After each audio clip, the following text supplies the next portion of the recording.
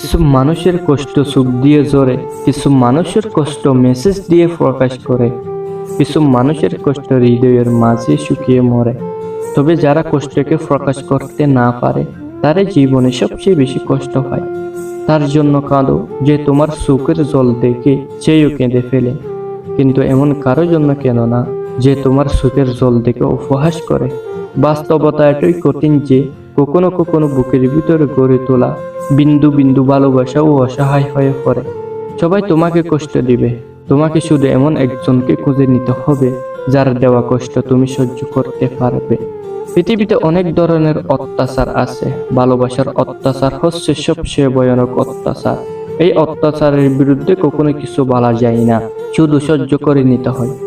জীবনে কিছু কিছু প্রশ্ন থাকে যার উত্তর কখনো মিলে না, কিছু কিছু ভুল থাকে যা কখনো শুধরানো যায় না, আর কিছু কিছু কষ্ট থাকে যা কাউকে কখনো বলা যায় না।